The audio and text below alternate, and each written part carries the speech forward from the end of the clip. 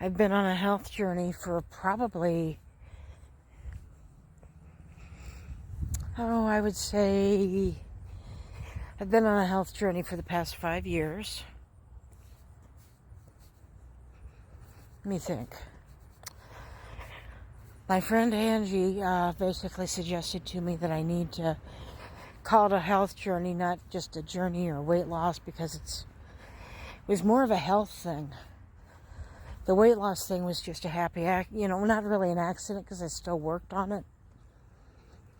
But really the important thing is that I was healthier, and I really like that. But, no, I was about to tell you some stuff about the, where I got the idea of talking while I'm walking, and there was a fella who does a podcast called, I think it's like Walking is Fitness, I think is what he calls it, but it's actually pretty awesome. But I thought he had a great idea there, so I thought, maybe if I talk while I'm walking, that'll work as an incentive. Since my phone turned off when I was mentioning it, I've been on a health journey for the past 5 years. I've also heard, according to Walking is Fitness on YouTube, I'll see if I can get the link down there for you. But, yeah, he was saying that it not only helps with things like depression and diabetes and things, but also when you walk, it adds a little bit of it adds some extra protection from things like dementia. I've got dementia on both sides of my family, so, a little prevention isn't such a bad idea. At the very least, I haven't lost anything by walking. I've just at least gotten myself a breath of fresh air and some vitamin D. I don't know, perhaps. But no, my friend Angie was saying I need to refer to it as a health journey, not just a weight loss journey or what have you. And she's right. I mean, see, the thing is, when I started my health journey, I was on probably a handful, at least, of antidepressants, another handful of type 2 diabetes medicine, and probably 2 or 3 blood pressure medicines. They just took me off the last of the blood pressure medication. And I tell you what, I got a whole bunch of energy from that. It's like my brain started working like a hamster on a wheel. It's like all of a sudden I could think more clearly with that blood pressure medicine. I think it's methotrexate tartrate that they took me off of. But in any case, I'm not on any blood pressure medicine anymore. I'm only on 2 type 2 diabetes medicines. One is Ozempic and the other one is Jardiance. According to my retired pharmacist sister-in-law, that's kind of the gold standard now. For a long time I took metformin, but it just got to be too strong for me.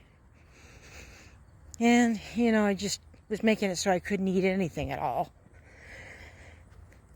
And I know, I'll give you a backstory. I was about 300 pounds to begin with. Actually, no, a little under 300 pounds to start with. But, I'm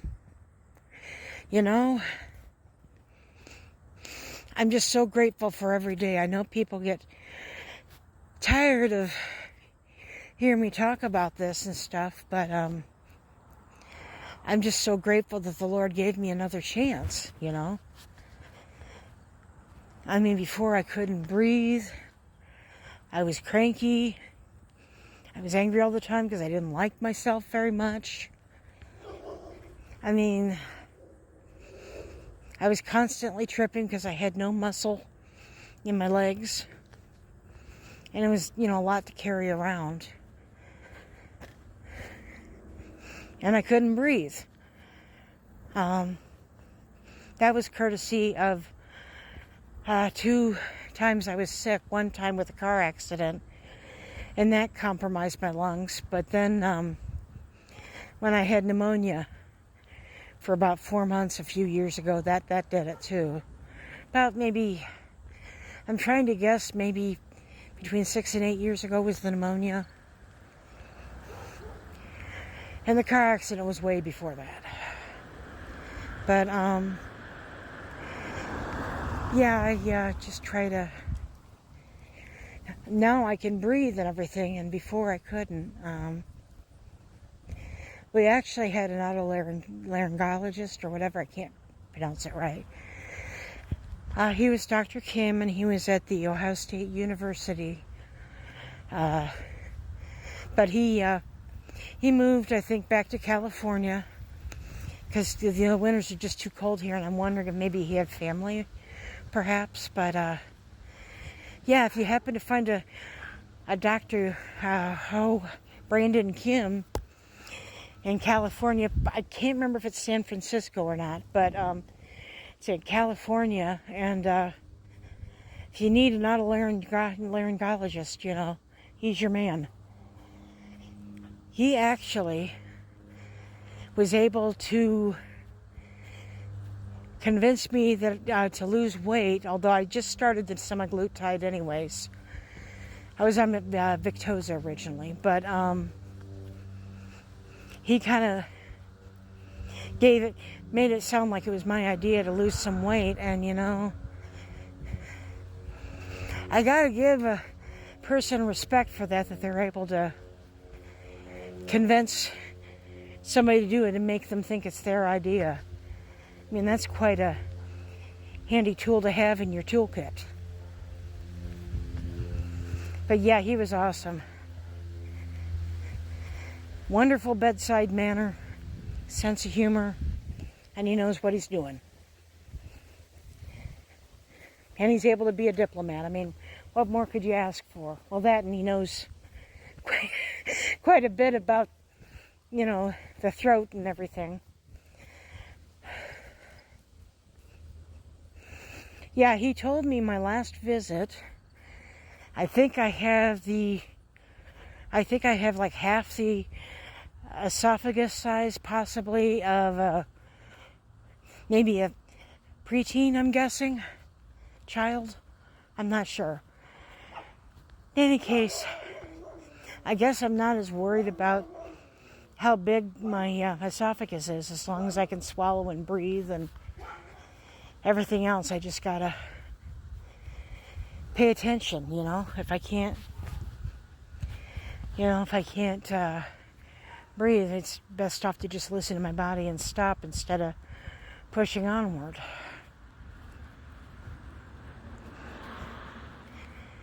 We're coming back up on my street again. Pretty soon I'm going to be going past the houses that have a lot of dogs, and one of my favorites has a chocolate lab and a Great Dane named Scarlet and Ruby, and they're just awesome when they come up and say hello. But I don't know if they're going to be out today or not.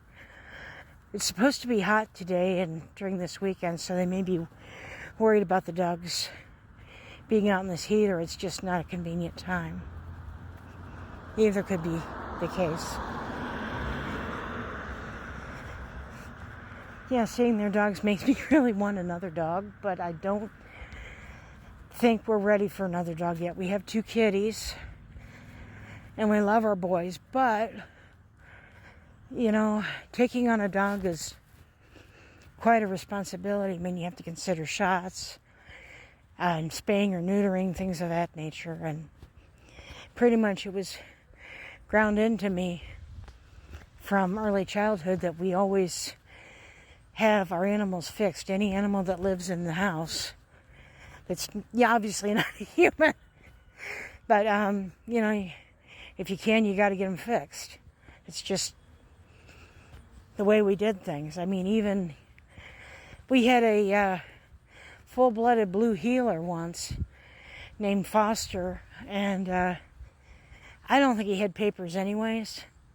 I think he was just from a farmer, but we met his we met his sire and his mother, Annie and Hank, and I don't know, I knew that he was full-blooded just from seeing him, and he's very intelligent, but no, we got him fixed too. I know we could have probably had a stud fee or whatever, but somebody wanted to meet with him, but I just think it was probably better off. I think so, at least. It's just a beautiful day outside. I can hear Scarlett and Ruby barking inside.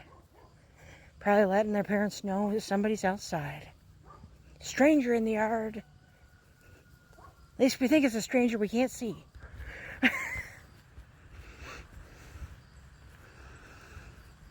I've been living on this street about since I was 10 years old. My parents got married the summer I was 10. And on my 12th birthday, my dad adopted me. I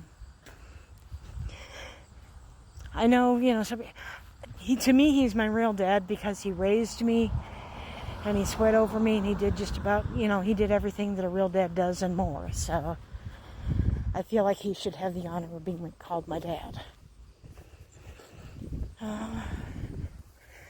Well, here we are. We're coming up on the house. Oh, good. I hear the roosters next door crowing. The people next door are apologetic because of their dogs and their roosters and stuff, but really, I kind of like it. They raise Great Danes, I guess, and that's how the house down the road got the Great Dane girl. I'm not sure if that's Scarlett or Ruby. I can't remember which one is Scarlett and which one is Ruby, but no, I like the sound of the chickens and the dogs and everything. It's kind of it's just homey sounding. If nothing else, the roosters are very happy to be here. The way they're crowing. Okay. I think I had my walk. And I think I'm doing pretty good. Let's see if we record it this time.